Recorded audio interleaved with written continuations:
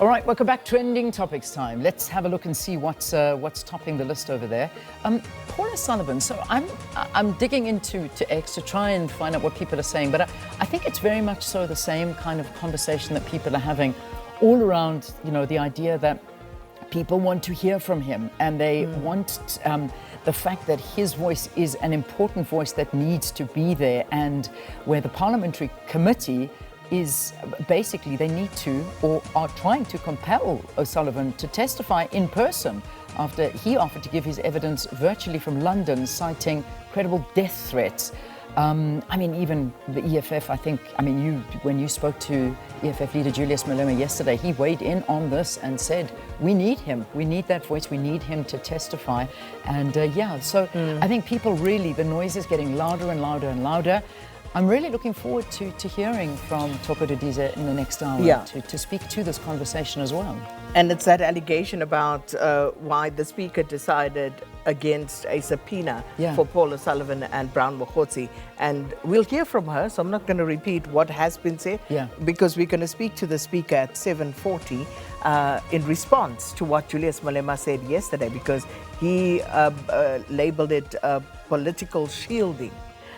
So saying that they actually, as a committee, the ad hoc committee, had submitted those names and the request for those subpoenas back in October, I think it was.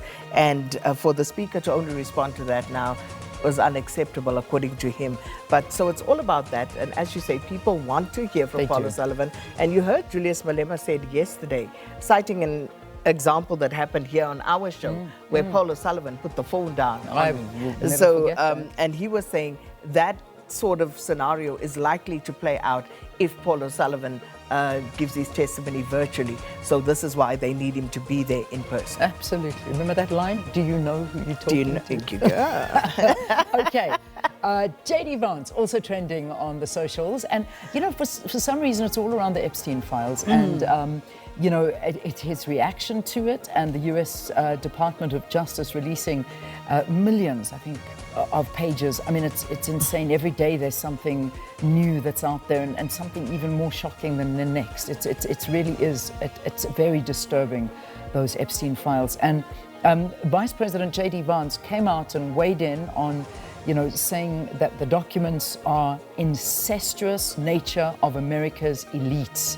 But he quickly went on to say, Trump is not part of that, though. You know, just so we got this clear. You know, they bad, but he's not. Yeah. It's so funny, the sort of things people are saying about these Epstein files. I read something.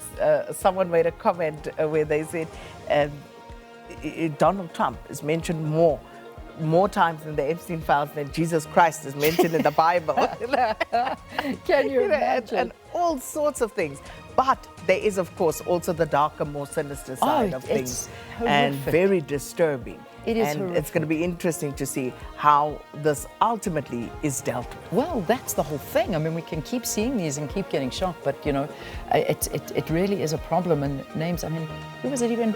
I saw, I don't know, South Africa being named quite a few times. I even saw the Nelson Mandela Children's Fund being brought up in the Epstein files, but that's for, you know, something completely different. That's why we say there's just so much in there, but the pieces need to be put together. And there was talk about a couple that worked on the island who they are a resident in South Africa. So nobody's unscathed. Nobody's unscathed. Diva, baby, Diva. Brigadier Macheng. Did you say Diva, baby? I did. And Kat Matlala. I mean, when you thought the soap opera couldn't get any juicier, I love that it picture did. they used. Exactly. Stories of Ozempic and the likes. I mean, this is crazy. So obviously, I mean, social media was buzzing yesterday with the nickname Diva that was apparently given to Brigadier Rachel Macheng by Vusumuzi Kat Matlala. Guys, if I am in a romantic relationship with you and the best you can do as a pet name is call me Diva, I know. Let that relationship go. It depends what your demands are, sister. And if I meet those demands, and then, you know, I get you the Diva.